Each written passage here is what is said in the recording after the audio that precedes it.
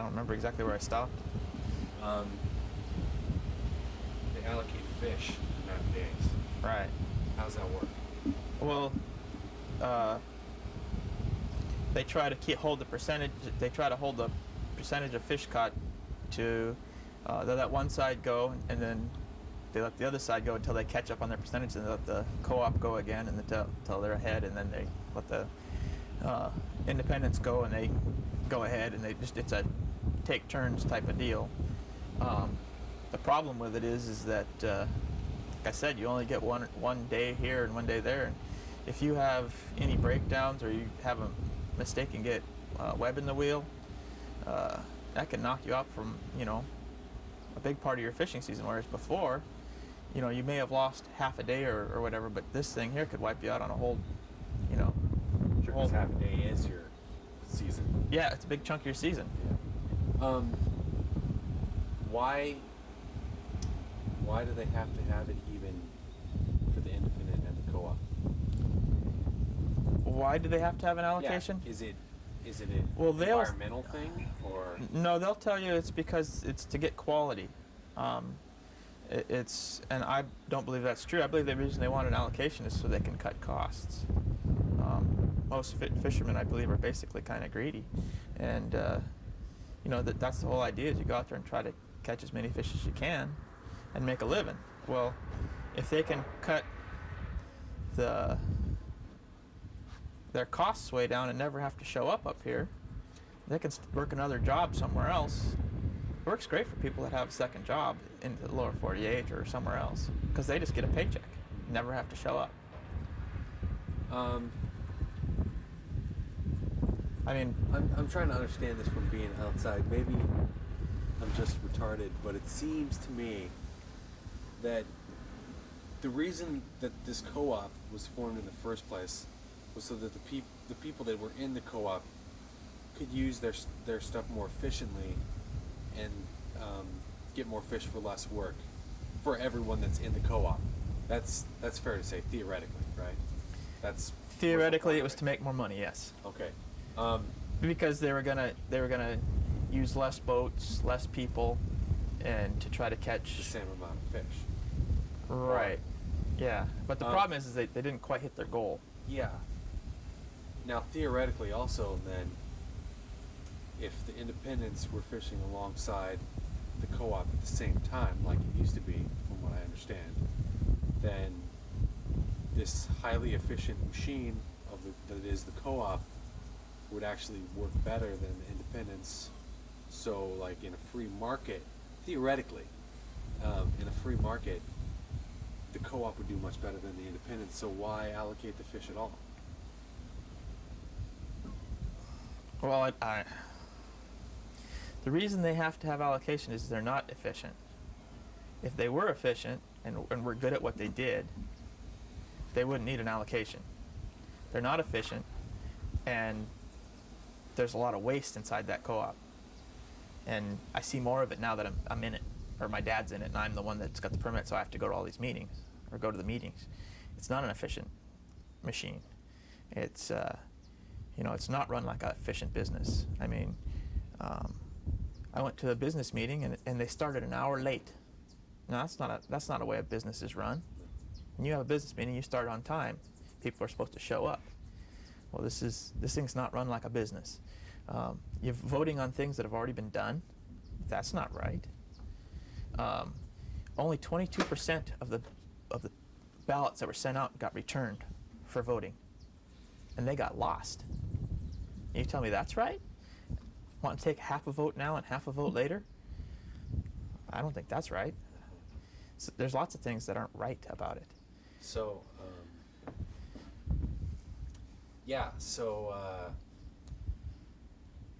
So what can be done about it? I'm not understand. I don't understand how they're actually getting away with doing the alley.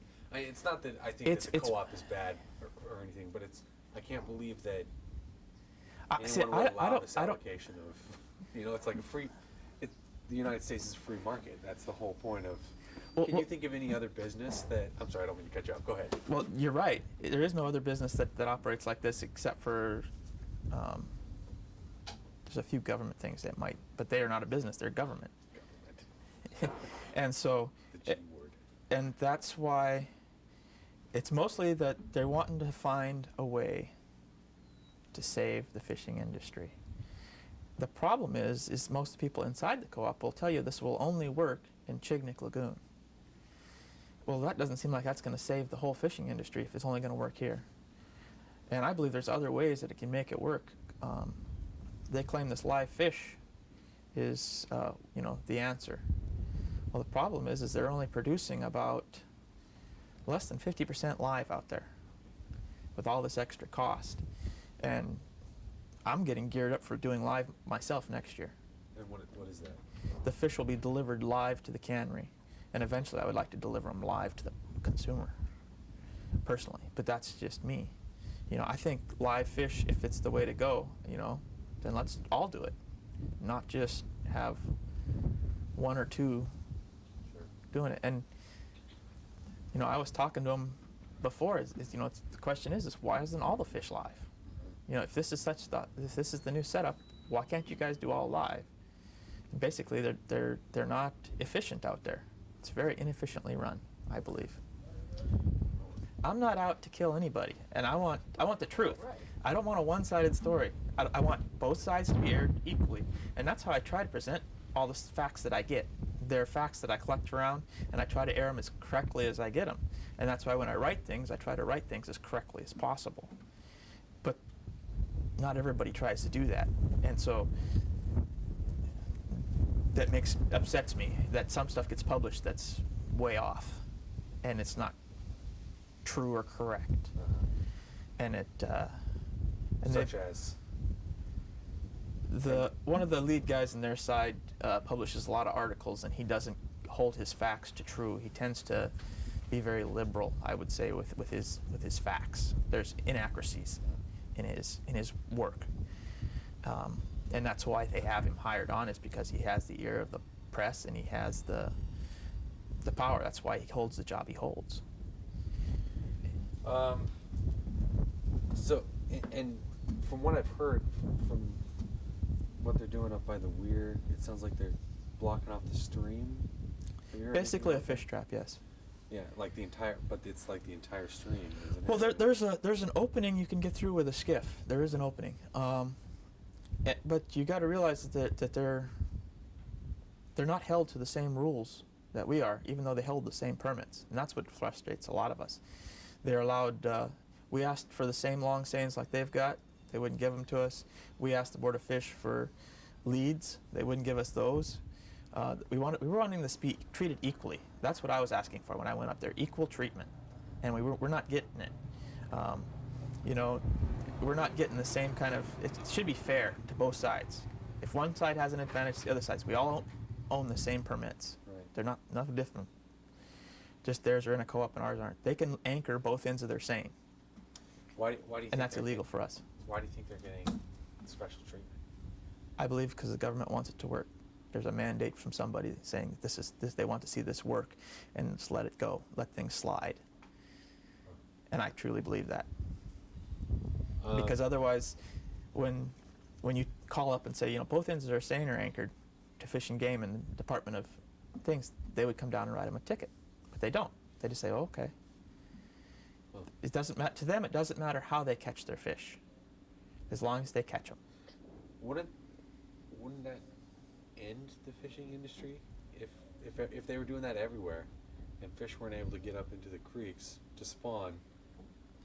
You wouldn't have fish next year. Well, they're trying to cut down the amount of fish. From what I understand from talking to the Fish and Game, is they believe there's not enough feed, so they're trying to cut down the amount of fish up the river to increase let the feed grow so that they can increase the amount of fish.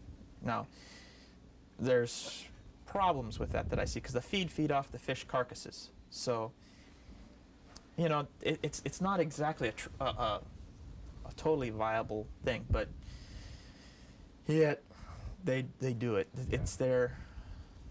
Yeah, they do that with everything. The Fish and Game. They're like, oh well, we know better than Mother Nature. We'll kill off the wolves so that the herd can get bigger, and vice versa. And, yeah. Okay. And so that's why, but But see, they are getting some escapement through there, and they do have to pull those things out sometimes. But it's just not a fair. They get to haul further up in the river than we do.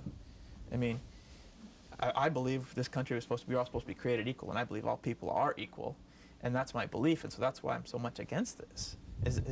You're not treating everybody equally. When it would be equally is if they had a co-op without an allocation. We'd all get to go fish alongside each other, just like we used to, and if they want to co-op their fish, great. I might even want to co-op with somebody if I could find somebody that has the same ethics as me, but I don't want to do it with them. I mean, I don't want to do it with people that aren't going to be fair. Right. Yeah, I mean, I can't think of any other industry where where that would be allowed by the general public. You know, you have like one grocery store that can. Well, yeah, you don't tell them. We can only sell you so many Snickers, and down every other Tuesday. You know, but the other one they'll go ahead and sell you Snickers whenever. It'd be bizarre. It's just bizarre to me too. And it's really bizarre because the outside, to people that don't understand our fishery, we have an outside and inside fishery, and we have a lot of things that are more complicated than most people think that are from outside of here that don't come here. We have a lot of silvers that come in the fall. We don't get when I was in the independent, we never got a shot at them really because our time was up, and so we never got to get any of the silvers or dogs and things like that. The outside fishery is pretty well closed down. It's forced a lot of outside boats into the co-op this year because no tenders and no fishing time. You just can't catch them. You have to have a few days out there in a row to get where you can catch them. And in here it's changed because some of us are raised, see, when you're raised on boats you learn different areas. I know somewhat of the river, and I know a bar, which is the opening down here to the bay. I know that area. I fished it lots. I know it real well. Some people only know the river portion. Well, the way this co-op is set up, they clean up all the fish, and then 1 hour later, the independents get to go fishing. There's no buildup up there for those guys like in past historical years. And in the fall, when most of the guys would go home, and there'd just be the few that were left living here, when they made a pretty good income in the fall, usually doing the cleanup. Well, now, that whole percentage stays here to finish out that whole time. And so the allocation, they say it's all fair. I don't believe it's even a fair allocation if you want to get down to totally fair. And every time we go to the Board of Fish, they always want more. It's never, oh, we're happy with what we have. Right, naturally. Yeah. Well, I realize it's natural, but I mean, if they're really trying to be fair about it, they're getting all this extra stuff. Right. Give up a little allocation or something. Make it fair. Okay. Is there anything else you want to talk about now that you have the opportunity to? Anything else you want to say? Well, I think that something needs to be done because I think it's really hurting the community, and there is a lot of arguments that happened over this. I hear about a lot of both sides, and so it's not a good deal. It never. I mean, it's a good deal for a few, but not everybody that lives here, and it's real frustrating for most people because the independents haven't been able to get their story out. I mean, I've wrote a lot of papers to different news places, and they won't print this side. They print the other side, but not this side. And I don't totally understand why all those are, but they do.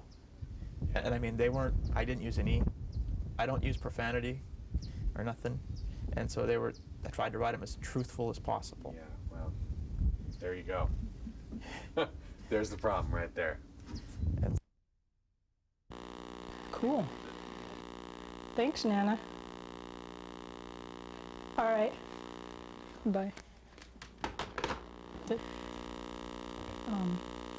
This is Well, what? introduce yourself first. Actually, yeah, give me your name and spell it for me. Go away. My name is Charlene Campbell. CHARLENE CAMPBELL, and I'm a community health practitioner, and this is where I work. This is our exam room. Pretty much, unless it's an emergency situation, all of our patient encounters take place here. We got a little bit of everything, supplies above the cupboard, the telemedicine machine, which is really nice, especially if you're dealing with a kid who has an ear infection. A lot of times it helps calm them down because, you know, kids are a little bit leery of coming into the clinic anyway, so we can take a picture of their eardrum and show it to them, show them what it looks like, which a lot of times helps, and sometimes we'll print it out for them so they can, you know, see it. They like to take it back to school with them, and they think they're pretty cool, so. And then this is the office part, which is pretty self-explanatory. Computer, phones, fax machine, it's kind of basic. Do you work here by yourself? No, I have a coworker, and we usually go 2 weeks on, 1 week off, but she's on vacation right now, so I'm here alone. We try to. You normally have like a week overlapping. Yeah, a week overlapping, and then the time that we're working, we're on call 24/7. So, which isn't bad because we don't get a lot of after-hours calls. It's just kind of you're really tied down to the village as far as, you know, you need to be able to respond in a certain amount of time, and so. And this is our kitchen facilities. Sometimes we have visiting providers like doctors, or anybody with the health corporation comes in and they stay here. So we like to, you know, make it where they can have facilities to cook for themselves or whatever they like. And this is our trauma room / blood draw area / storage space. Basically, if we've got an emergency, this is where we'll bring them in. We have IV supplies back here and oxygen and, you know,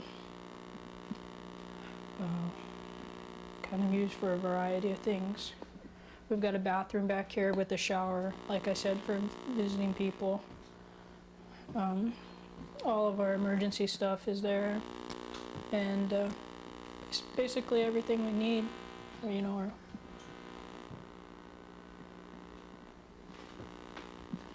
And that's about it, pretty much, except for the waiting area. How long have you been working here? 2 years. I started in April of 2002. When did you get your training? I went to Sitka for my training at through Search down there. I went there for all 4 sessions. I completed my training in about a year with all my sessions, and then, you know, you have requirements you have to meet in between the sessions, so it just takes a while. You think there's a big need for health aides and people in the profession for the I think so.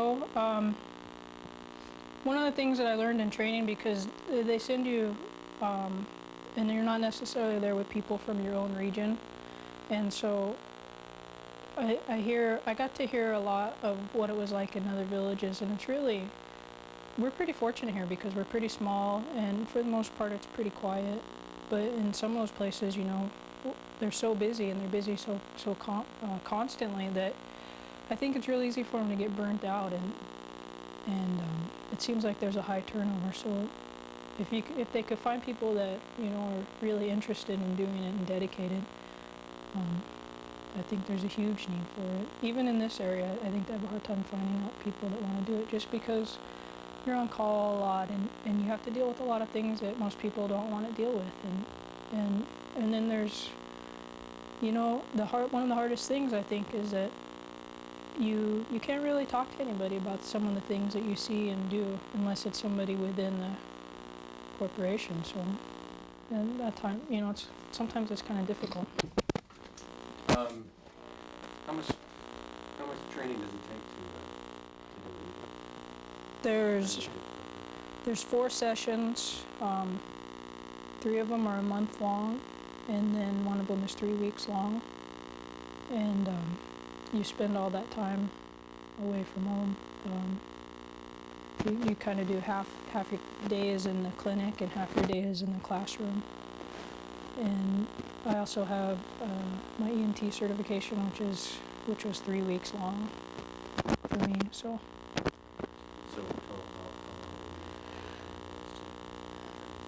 So a total, I was gone for 18 weeks. And most of that was over just a 1 year period, so it's kind of a long time. It's a big commitment, you know, but worthwhile, you think? definitely. For me anyway, I really enjoy what I'm doing for the most part. While I have you here, is there anybody that you'd like to say hello to, or anything you'd like to say now that you have the opportunity? I'd just like to say hello to everybody that I went to training with. I hope some of you are watching this and doing well, and you know, if there's anybody else that is watching this that's maybe thinking about becoming a health aide, I'd really like to encourage you to pursue it, because it's worthwhile, it's really gratifying, and it's really fun.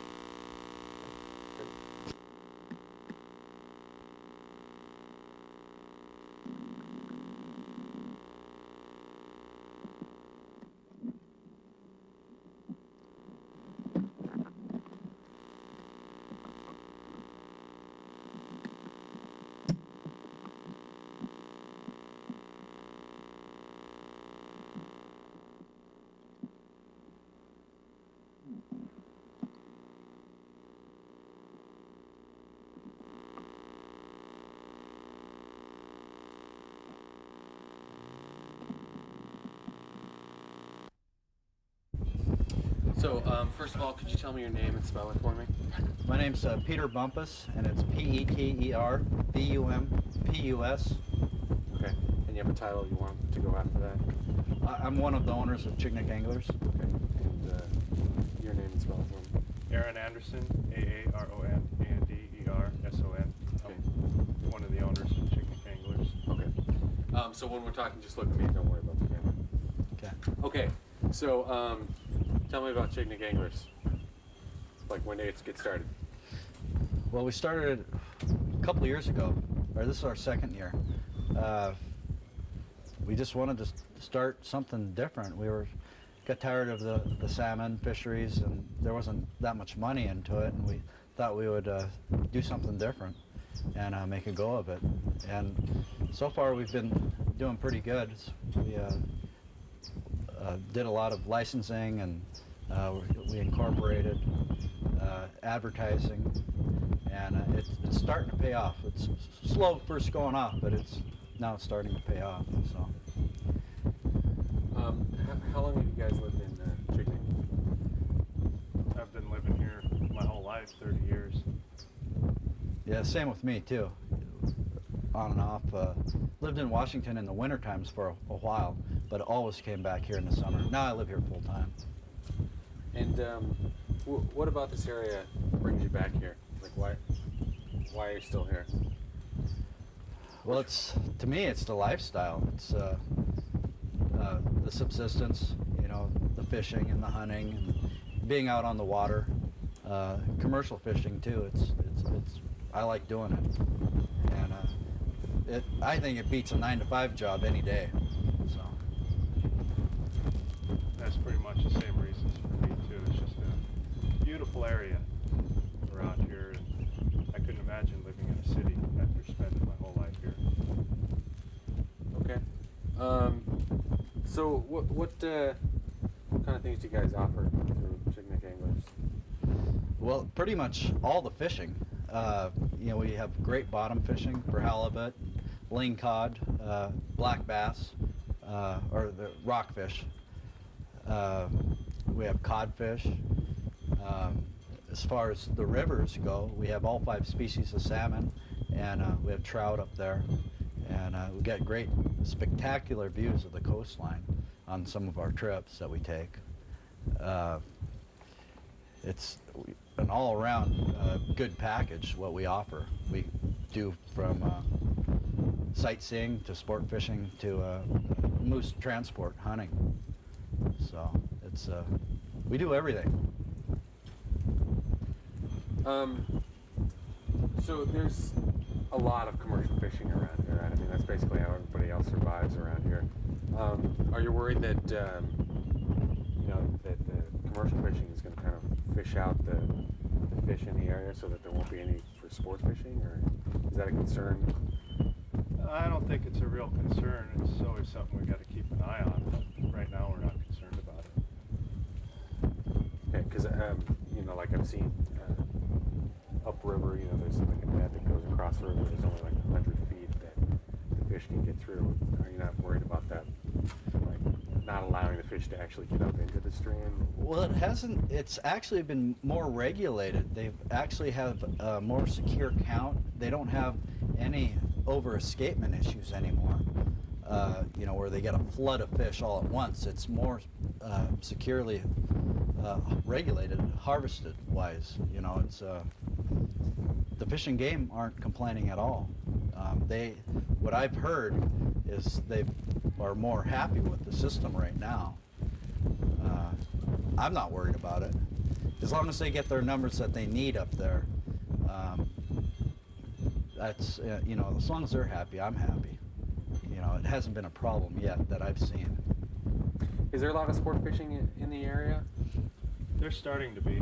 There's been an increase over the past 3 years. And why would people want to come all the way over here to do sport fishing, as opposed to going to some other places in Alaska? Well, if you've ever been on the Kenai, you'll know that it's shoulder-to-shoulder fishing.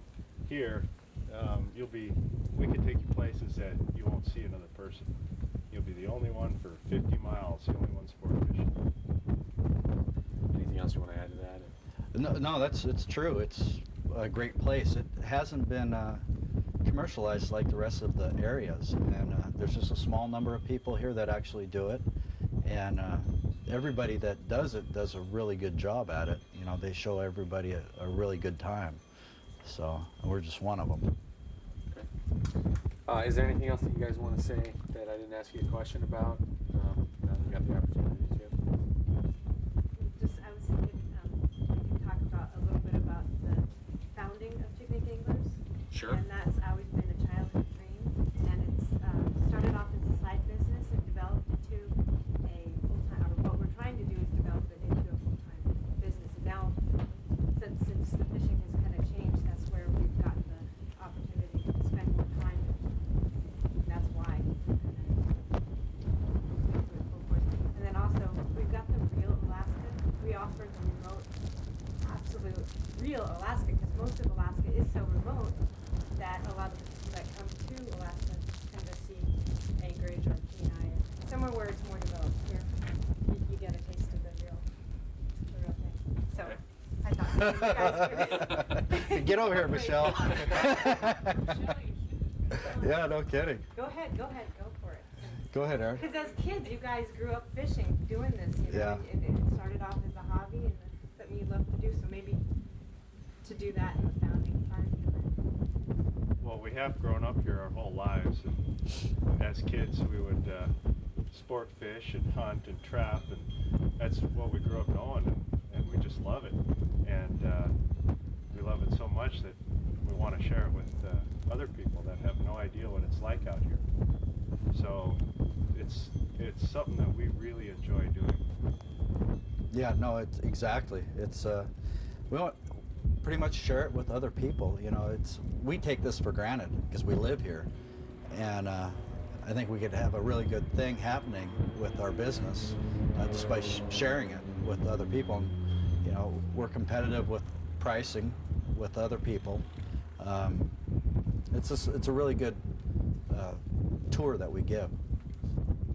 Okay, one more question. If people want to get a hold of you guys to set up a safari, fishing safari, how do they get a hold of you?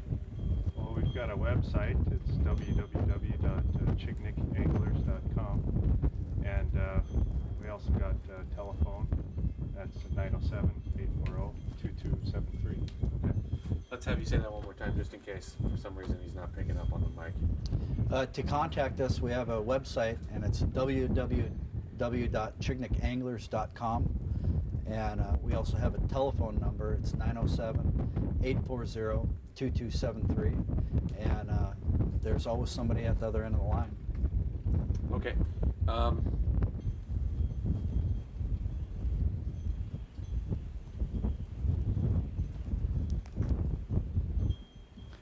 Hi, I'm Peter Bumpus with Chignik Anglers.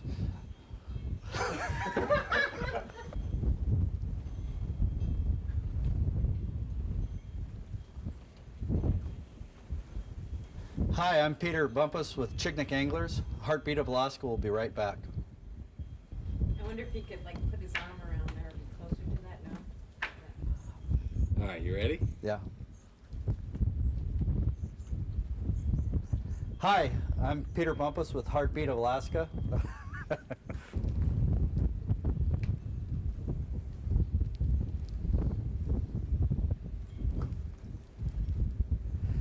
Hi, I'm Peter Bumpus with Chignik Anglers. Heartbeat Alaska will be right back.